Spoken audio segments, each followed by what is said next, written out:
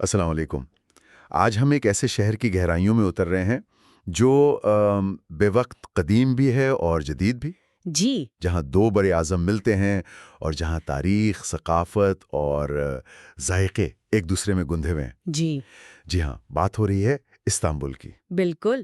ہمارے پاس اس شہر کو سمجھنے کے لیے مختلف ذرائع ہیں، کچھ مضامین، سفری رہنما اور پوڈ کاسٹ کے اقتباسات بھی ہیں۔ آج ہمارا مشن ہے استنبول کے دو اہم پہلوؤں کو کھنگالنا۔ ایک طرف تو شہر پر چھائی ہوئی سلیمانیہ مسجد کی شان و شوکت، جی ہاں اور دوسری طرف اس کی وہ متحرک اور منہ میں پانی لانے والی فوڈ ثقافت۔ ہاں تو ٹھیک ہے، آئیے اس کا جائزہ لیتے ہیں۔ بالکل۔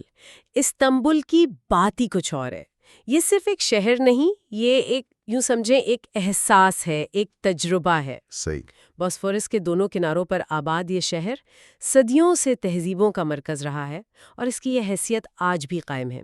سلیمانیہ مسجد اس کی شاہی تاریخ کی گواہ ہے، تو یہاں کے کھانے اس کی زندہ ثقافت اور تنوع کا ثبوت ہیں۔ ان دونوں کو سمجھنا گویا استنبول کی روح تک پہنچنا ہے۔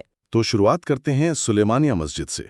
مجھے معلوم ہوا ہے کہ یہ سلطان سلیمان دشان، جنہیں تاریخ میں دی میگنیفیسنٹ اور القانونی بھی کہا جاتا ہے، جی، قانون بنانے والا۔ ہاں، ان کے حکم پر یہ 16ویں صدی کے وسط میں بنی، اور اسے بنانے والے تھے عظیم عثمانی معمار سنان۔ جی، معمار سنان۔ یہ استنبول کی مشہور 7 پہاڑیوں میں سے ایک پر ہے، اور وہاں سے بوسفورس اور گولڈن ہارن کا منظر واقعی دیکھنے لائق ہوتا ہوگا۔ بالکل، اور اس کا مقام اتفاقی نہیں۔ سنان نے یہ جگہ بہت سوچ سمجھ کر چنی تھی۔ یہ مسجد صرف ایک عبادت گاہ سے کہیں بڑھ کر تھی۔ اچھا؟ یہ سلطان سلیمان کے دور عروج، یعنی سلطنت عثمانیہ کے سنہری دور کی طاقت، دولت اور فن تعمیر میں کمال کی علامت تھی۔ اس کے حجم کا بھی ذکر ملتا ہے۔ لمبائی کوئی 59 میٹر، چوڑائی 58 میٹر، اور وہ جو مرکزی گنبد ہے اس کی اونچائی زمین سے 53 میٹر ہے۔ 53 میٹر، یہ تو کافی اونچا ہے۔ جی، تقریباً ایک 17 منزلہ عمارت جتنا، اور قطر بھی 27 میٹر سے زیادہ کہا جاتا ہے۔ اور یہاں دلچسپ بات یہ ہے کہ سنان نے اسے خاص طور پر آیا صوفیہ کے مقابلے میں بنایا تھا۔ آیا صوفیہ کے مقابلے میں؟ جی، جو پہلے بائزنٹائنی چرچ تھا اور فتح قسطنطنیہ کے بعد مسجد بنا دیا گیا تھا۔ تو سنان کا مقصد صرف آیا صوفیہ جتنی بڑی عمارت بنانا نہیں تھا، بلکہ تعمیراتی طور پر اس سے بہتر، زیادہ مستحکم ڈھانچہ بنانا تھا۔ واہ، مطلب یہ ایک قسم کا چیلنج تھا فن تعمیر میں۔ بالکل، جسے سنان نے قبول کیا۔ یہ تو واقعی دلچسپ ہے۔ اور سنا ہے اس کے ڈیزائن میں کچھ خاص علامتی پہلو بھی تھے، جیسے اس کے میناروں کی تعداد۔ جی ہاں، اس کے 4 مینار ہیں۔ یہ اس بات کی علامت تھے کہ سلطان سلیمان استنبول کی فتح کے بعد چوتھے عثمانی سلطان تھے۔ اچھا۔ یہ ایک شاہی اعزاز تھا۔ صرف سلطان یا شاہی خاندان ہی ایسی مساجد بنوا سکتا تھا جن کے 4 مینار ہوں۔ صحیح۔ اور ان میناروں پر جو بالکنیاں ہیں، جنہیں شرفہ کہتے ہیں، ان کی کل تعداد 10 ہے، جو سلطان سلیمان کے 10ویں عثمانی سلطان ہونے کی طرف اشارہ کرتی ہے۔ کمال ہے، مطلب فن تعمیر کے ذریعے تاریخ بیان کی جا رہی ہے۔ بالکل۔ یہی انداز تھا۔ میں نے اس کی کچھ اندرونی خصوصیات کے بارے میں بھی پڑھا جو حیران کن حد تک جدید لگتی ہیں۔ خاص طور پر وہ تیل کے چراغوں سے نکلنے والے دھوئیں، یعنی کالک کو جمع کرنے کا نظام۔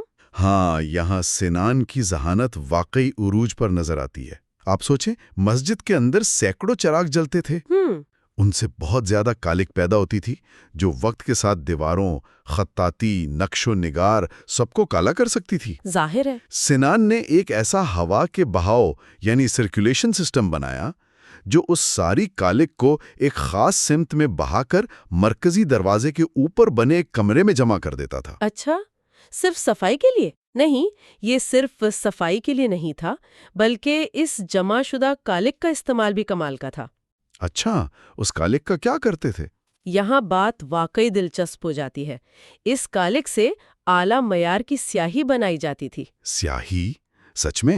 جی ہاں، یہ سیاہی نہ صرف اہم شاہی دستاویزات اور خطاطی کے نمونے لکھنے میں استعمال ہوتی تھی، بلکہ روایت ہے کہ اسے مقدس شہروں مکہ اور مدینہ بھی بھیجا جاتا تھا تاکہ وہاں قرآن پاک کے نسخے تحریر کیے جا سکیں۔ سبحان اللہ! یہ تو کمال کی بات ہے. مطلب مسجد کی روشنی سے پیدا ہونے والی سیاہی علم کے کام آ رہی تھی. بالکل. اور وہ شتر مرغ کے انڈے والی بات کیا ہے جو فانوسوں میں لٹکائے جاتے تھے؟ یہ بھی ایک دلچسپ اور عملی حل تھا. بڑے فانوسوں کے درمیان خالی شتر مرغ کے انڈے لٹکا دیے جاتے تھے. مانا یہ جاتا ہے کہ ان انڈوں کی موجودگی یا شاید ان کی ہلکی بو مکڑیوں اور دوسرے کیڑے مکوڑوں کو دور رکھتی تھی. اچھا، تاکہ جالے وغیرہ نہ بنے. جی بالکل، جس سے مسجد کے اندر صفائی برقرار رہتی تھی. یہ قدیم حکمت عملی کی ایک مثال ہے. اسی طرح ذرائع بتاتے ہیں کہ گنبد کے اندر دھات کے چھوٹے چھوٹے ٹکڑوں کے درمیان جواہرات یا شیشے کے ٹکڑے لگائے گئے تھے. وہ کیوں؟ وہ روشنی منعکس کرتے تھے اور رات کو ایک ستاروں بھرے آسمان کا سا تاثر دیتے تھے. واہ! تو یہ صرف ایک مسجد نہیں تھی بلکہ ایک پورا ماحول تخلیق کیا گیا تھا. میں نے کلیہ کی اصطلاح بھی پڑھی ہے، اس کا کیا مطلب ہے؟ اگر ہم اسے وسیع تناظر میں دیکھیں تو کلیہ عثمانی فن تعمیر اور سماجی نظام کا ایک اہم حصہ تھا. سلیمانیہ صرف نماز کی جگہ نہیں تھی بلکہ ایک وسیع کمپلیکس تھا جس کے مرکز میں مسجد تھی. اس کلیہ میں مدرسے تھے، یعنی اسلامی علوم کے اسکول. اچھا. ایک طبی اسکول تھا، ایک ہسپتال یعنی دارالشفا، ایک لنگر خانہ یا سوپ کچن جسے عمارت کہتے تھے جو غریبوں اور مسافروں کو مفت کھانا دیتا تھا. اچھا، یہ تو بہت اچھا نظام تھا. لائبریری بھی شامل تھی. یوں سمجھیں یہ ایک مکمل چھوٹا شہر تھا مسجد کے گرد. زبردست. جو عبادت، تعلیم، صحت، فلاح و بہبود اور تجارت کو ایک جگہ اکٹھا کرتا تھا. یہ ظاہر کرتا ہے کہ اسلام میں عبادت صرف ذاتی فعل نہیں بلکہ کمیونٹی کی خدمت سے جڑا ہوا ہے. بالکل. آج بھی وہ سوپ کچن دارالضیافہ دارالضیاء کے نام سے ایک خوبصورت ریسٹورنٹ کے طور پر موجود ہے. اچھا، اور مسجد کے احاطے میں مقبرے بھی ہیں؟ کن اہم شخصیات کے؟ جی، مسجد کے باغیچے میں سلطان سلیمان شاہ اور ان کی اہلیہ خرم سلطان. خرم سلطان، ہاں، روکسلانہ کے نام سے مشہور. جی، جنہیں مغرب میں روکسلانہ کہتے ہیں اور جو عثمانی تاریخ کی طاقتور ترین خواتین میں سے ایک تھیں. ان کے شاندار مقبرے ہیں. اور دلچسپ بات یہ کہ اسی کمپلیکس کے ایک کونے میں خود اس شاہکار کے خالق معمار سنان کا اپنا سادہ سا مقبرہ بھی موجود ہے. اچھا، معمار سنان کا بھی وہیں؟ جی، یہ سب مل کر اس جگہ کو ایک تاریخی قبرستان کی حیثیت بھی دیتے ہیں. اس مسجد نے وقت کے ساتھ یقین کچھ مشکلات بھی دیکھی ہوں گی. کیا اس کی بحالی وغیرہ بھی ہوئی؟ بالکل. تاریخ کی بڑی عمارتوں کی طرح سلیمانیہ نے بھی زمانے کے اتار چڑھاؤ دیکھے ہیں. 1660 میں ایک شدید آگ لگی تھی جس نے مسجد کو نقصان پہنچایا. اوہو. اس وقت کے مشہور معمار فساٹی نے اس کی مرمت کی، لیکن انہوں نے عثمانی کلاسیکی انداز میں بروک طرز کے کچھ عناصر شامل کر دیے. بروک؟ وہ یورپی انداز؟ جی، جو زیادہ آرائشی تھا اور اصل سادگی سے تھوڑا مختلف تھا. پھر پہلی جنگ عظیم کے دوران ایک ناخوشگوار واقعہ پیش آیا. وہ کیا؟ مسجد کے صحن کو اسلحہ خانے کے طور پر استعمال کیا گیا اور وہاں رکھے بارود میں آگ لگنے سے مزید نقصان ہوا. ارے! آخری بڑی اور محتاط تزئین و آرائش 1956 میں مکمل ہوئی، جس میں کوشش کی گئی کہ مسجد کو سنان کے اصل ڈیزائن کے قریب لایا جائے. اچھا، تو اگر کوئی وہاں جانا چاہے تو کیا معلومات اہم ہیں؟ جانے کے اوقات وغیرہ؟ جی، زائرین کے لیے یہ جاننا ضروری ہے کہ مسجد عام طور پر صبح 9 بجے سے شام 6 بجے تک کھلی رہتی ہے. ٹھیک ہے. تاہم نماز کے اوقات میں خاص طور پر جمعے کی نماز کے دوران سیاحوں کو یا تو انتظار کرنا پڑتا ہے یا اندر جانے کی اجازت نہیں ہوتی. احتراماً. جی، اور لباس کا خیال رکھنا ضروری ہے. خواتین کے لیے سر ڈھانپنا لازمی ہے. داخلہ مفت ہے لیکن عطیات کا خیر مقدم کیا جاتا ہے. اور یہ ہے کہاں؟ گرینڈ بازار کے پاس؟ جی، مقام کے لحاظ سے یہ گرینڈ بازار اور سپائس بازار کے قریب ہے. گرینڈ بازار سے پیدل آنا آسان ہے. سپائس بازار کی طرف سے آئیں تو تھوڑی چڑھائی ہے. اچھا. بالکل. قریب ہی استنبول یونیورسٹی کا تاریخی مرکزی دروازہ ہے جو 1453 میں قائم ہوئی تھی، اور وہیں صحافُلر چارشی سی بھی ہے، وہ پرانی کتابوں کا بازار. ہاں، سنا ہے اس کے بارے میں. جی، صدیوں سے یہ نایاب کتابوں کا مرکز رہا ہے، تو یہ پورا علاقہ تاریخ اور علم سے بھرا پڑا ہے. واہ!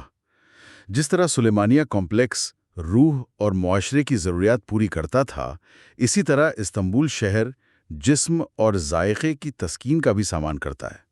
ہاں بالکل۔ اب ذرا استنبول کے کھانوں کی طرف چلتے ہیں۔ ذرائع بتاتے ہیں کہ یہاں کی فوڈ ثقافت بھی شہر کی تاریخ کی طرح متنوع اور کثیر الجہتی ہے۔ بالکل۔ استنبول کا کھانا صرف پیٹ بھرنے کا ذریعہ نہیں، یہ شہر کی تاریخ کا ذائقہ ہے۔ اس میں آپ کو عثمانی سلطنت کے شاہی باورچی خانوں کی شان بھی ملے گی اور سلطنت کے دور دراز کونوں سے آئے ہوئے اثرات بھی۔ مطلب کئی تہذیبوں کا ملاپ؟ جی، یونانی، بلکانی، کفکازی، مشرق وسطی ایشیائی، سبھی تہذیبوں نے اس میں اپنا رنگ بھرا ہے۔ یہ ایک ایسا امتزاج ہے جو آپ کو شاید ہی کہیں اور ملے۔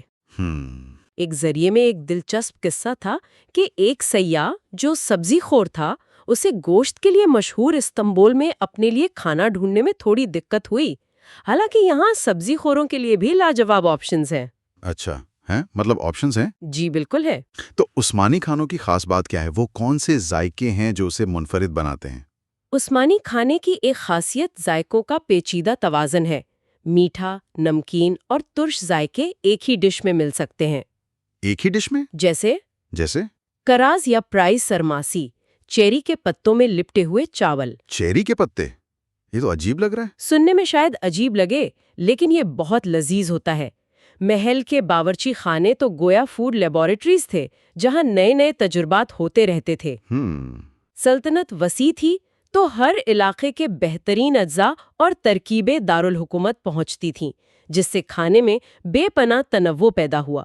یہ ورثہ آج بھی روایتی ریسٹورانوں میں زندہ ہے۔ تو یہ ایک اہم سوال بھی اٹھاتا ہے نا کہ جو کھانے آج ٹرکش کہلاتے ہیں، ان کی اصل جڑیں کہاں تک پھیلی ہوئی ہیں؟ بالکل، یہ ایک اہم سوال اٹھاتا ہے کہ ان کی اصلیت کیا ہے اور وہ وقت کے ساتھ کیسے بدلے ہیں۔ اور شاہی خانوں کے علاوہ استنبول کی سڑکوں پر ملنے والے کھانے یعنی اسٹریٹ فوڈ کا بھی بہت ذکر ہے۔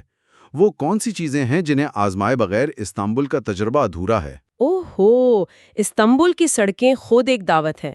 سب سے پہلے تو سمٹ، وہ تل والے رنگز؟ جی ہاں، تل لگے ہوئے گول کرسپی بیگل جیسے رنگز صبح سویرے گرما گرم ملتے ہیں، چائے کے ساتھ بہترین ناشتہ ہے۔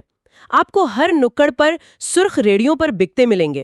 صحیح۔ پھر مصر یعنی مکئی، بھنی ہوئی یا ابلی ہوئی، اور سردیوں میں کستانے یعنی بھنے ہوئے شابلوت کی خوشبو تو پوری فضا میں بسی ہوتی ہے۔ یہ تو ہلکے پھلکے ناشتے یا سنیکس ہو گئے، کیا کچھ مطلب پیٹ بھرنے والے یہ اسٹریٹ فوڈز بھی ہیں؟ بہت سے۔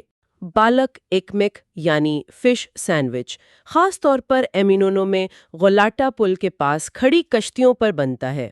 اچھا، کشتیوں پر؟ جی، تازہ گرل کی ہوئی مچھلی، پیاز اور سلاد کے ساتھ نرم روٹی میں سمندر کے کنارے کھڑے ہو کر اسے کھانے کا اپنا ہی مزہ ہے۔ واہ۔ پھر مدیہ دولما ہے، مسالے دار چاولوں سے بھرے ہوئے سیپی مسلز جن پر لیمو نچوڑ کر کھایا جاتا ہے۔ اچھا، یہ کیسے ہوتے ہیں؟ یہ اکثر رات گئے ملتے ہیں اور ذرائع کے مطابق یہ اتنے مزیدار ہوتے ہیں کہ کھانے والا گنتی بھول جاتا ہے۔ واقعی۔ اور وہ مشہور گلے برگر، ان کا بھی سنا ہے؟ جی ہاں، اسلاک برگر، یہ چھوٹے چھوٹے برگر ہوتے ہیں جن کی بن کو ایک خاص قسم کی لہسن والی ٹماٹر کی چٹنی میں ڈبویا جاتا ہے۔ چٹنی میں ڈبویا ہوا؟ جی، یہ ٹیکسیم سکوائر کی رات کی زندگی کا لازمی حصہ ہیں اور اکثر ٹھنڈی ٹھار آئرن یعنی نمکین لسی کے ساتھ کھائے جاتے ہیں۔ اچھا۔ تھوڑا اور ہمت والا ذائقہ آزمانا ہو تو کوکورچ ہے۔ کوکورچ، یہ کیا چیز ہے؟ یہ بھیڑ کی عودوں کو مسالوں کے ساتھ لپیٹ کر کوئلوں پر سیکا جاتا ہے، پھر باریک کاٹ کر روٹی میں بھر کر دیا جاتا ہے۔ اوہو۔ یہ بھی رات کو زیادہ ملتا ہے اور اس کا ذائقہ بہت منفرد اور تیز ہوتا ہے۔ ہمت والا تو لگ رہا ہے۔ اور آلو کے شوقینوں کے لیے؟ ان کے لیے کمپیر ہے۔ یہ ایک بہت بڑا اوون میں بیک کیا ہوا آلو ہوتا ہے۔ بیکڈ پوٹیٹو جیسا؟ جی، لیکن بہت بڑا۔ اسے بیچ میں کاٹ کر اندر مکھن اور پنیر کے ساتھ خوب اچھی طرح ملایا جاتا ہے۔ پھر آپ اپنی پسند کی ٹاپنگز ڈلوا سکتے ہیں۔ اپنی مرضی کی؟ کیا کیا ہوتا ہے؟ ڈھیر ساری، زیتون، مکئی، مٹر، روسی سلاد، سوسیجز، اچار، مطلب بہت کچھ۔ اورتاکوئے کا علاقہ خاص طور پر کمپیر کے لیے مشہور ہے۔ اورتاکوئے؟ جی، وہاں بوسفورس کے کنارے بیٹھ کر اسے کھانے کا لطف دوبالا ہو جاتا ہے۔ سلیمانیہ مسجد کے قریب بھی کوئی خاص مقامی کھانا ملتا ہے؟ جی، سلیمانیہ کے آس پاس کے علاقے میں کئی پرانے اور روایتی کھانے پینے کی جگہ ہیں۔ ایک بہت ہی سادہ مگر مشہور ڈش ہے کورو فسولیے۔ کرو فسولیے، یہ کیا ہے؟ یہ پکی ہوئی سفید لوبیا کا سالن ہوتا ہے، جسے اکثر چاول، اچار اور آئرن کے ساتھ پیش کیا جاتا ہے۔ یہ ترکی کا کلاسک کمفرٹ فوڈ سمجھا جاتا ہے۔ اچھا، لوبیا چاول جیسا۔ جی بالکل۔ ذرائع میں وہاں قریب ہی علی بابا نامی ایک پرانے ریستوراں کا ذکر ملتا ہے جو اس ڈش کے لیے بہت مشہور ہے۔ اور پینے کے لیے چائے، کافی اور آئرن کے علاوہ کچھ منفرد؟ ایک بہت ہی قدیم اور منفرد مشروب ہے بوزا۔ بوزا؟ جی، یہ خمیر شدہ اناج جیسے گندم یا باجرے سے بنتا ہے۔ اس کا گاڑھا قوام اور ہلکا میٹھا، تھوڑا ترش سا ذائقہ ہوتا ہے۔ اچھا۔ اسے اکثر اوپر سے دارچینے چھڑک کر اور بھنے ہوئے چنے ڈال کر پیش کیا جاتا ہے۔ یہ خاص طور پر سردیوں میں پیا جاتا ہے۔ استنبول میں وفا بوزیجیسی نامی ایک تاریخی دکان ہے جو 19ویں صدی سے قائم ہے اور اسے بوزا کی سب سے مستند جگہ مانا جاتا ہے۔ یہ صرف ایک مشروب نہیں، ایک روایت ہے۔ واہ! تو یہ اسٹریٹ فوڈ صرف بھوک مٹانے کے لیے نہیں بلکہ شہر کی ثقافت کا حصہ ہے۔ اور بازاروں کا کیا کردار ہے؟ سنا ہے وہاں بہت سے بازار لگتے ہیں۔ بالکل، اسٹریٹ فوڈ استنبول کی روزمرہ زندگی کی دھڑکن ہے۔ یہ لوگوں کو سستا اور مزیدار کھانا فراہم کرتا ہے اور یہ سماجی میل جول کا بھی ایک ذریعہ ہے۔ جہاں تک بازاروں کا تعلق ہے، استنبول میں ہفتہ وار بازار لگتے ہیں جو گروسری سٹور سے کہیں زیادہ ہوتے ہیں۔ یہ رنگوں، خوشبوؤں اور آوازوں سے بھرے ہوتے ہیں۔ اچھا؟ کیا کیا ملتا ہے وہاں؟ تازہ پھل، سبزیاں، پنیر، زیتون، مسالے، کپڑے، گھریلو سامان اور کبھی کبھی نوادرات بھی۔ نورادرات بھی؟ جی، ذرائع میں فیریکوئے فلے مارکیٹ کا ذکر ہے جو اتوار کو لگتی ہے اور پرانی چیزوں کے شوقینوں کے لیے جنت ہے۔ سالی پزاری یعنی منگل بازار کادیکوئے میں لگتا ہے اور بہت بڑا ہوتا ہے۔ ہور بٹ پزاری خاص طور پر پرانے فرنیچر اور نوادرات کے لیے مشہور ہے۔ یہ بازار شہر کے مقامی کردار کو سمجھنے کے لیے بہترین جگہ ہیں۔ زبردست۔ اور روایتی ریسٹورانوں میں وہ کون سے پکوان ہیں جن کا تعلق شاہی دور سے ہے یا جو بہت مشہور ہیں؟ ایسے کئی پکوان ہیں۔ ایک تو ہنکار بیندی ہے۔ ہنکار بیندی؟ اس کا مطلب کیا ہے؟ اس کا لفظی مطلب ہے سلطان کو پسند آیا۔ اچھا۔ یہ ایک لاجواب ڈش ہے۔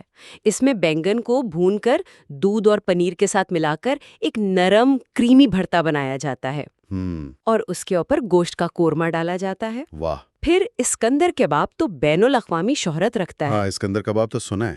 جی، پتلے کٹے ہوئے ڈونر گوشت کو روٹی کے ٹکڑوں پر بچھا کر اوپر خاص ٹماٹر کی چٹنی، پگھلایا ہوا مکھن اور گاڑھا دہی ڈال کر پیش کیا جاتا ہے۔ یہ بہت ہی لذیذ اور پیٹ بھرنے والی ڈش ہے۔ منہ میں پانی آ گیا۔ اور یقیناً میٹھے کے بغیر تو بات مکمل نہیں ہوتی۔ ہائے، استنبول میں میٹھے کی تو پوری ایک دنیا ہے۔ بکلاوا کی درجنوں قسمیں، پستہ والا، اخروٹ والا، ٹھنڈا بکلاوا۔ پھر ترکش ڈیلائٹ یا لکموم کی بے شمار اقسام، گلاب، پستہ، انار، لیمو۔ جی۔ اور ان سب کے ساتھ ایک کپ کڑوی مگر خوشبودار ترکی کافی یا پھر وہ ٹیولپ گلاس میں پیش کی گئی کڑک ترکی چائے۔ صحیح۔ یہ تجربات استنبول کے سفر کا لازمی حصہ ہیں۔ تو اس سب کا کیا مطلب ہے؟ ہم نے دیکھا کہ سلیمانیہ محض ایک مسجد نہیں بلکہ فن تعمیر کا ایک شاہکار ہے، ایک تاریخی علامت اور ایک سماجی مرکز۔ جی، جو ایک پوری تہذیب کی عظمت اور سوچ کی عکاسی کرتا ہے۔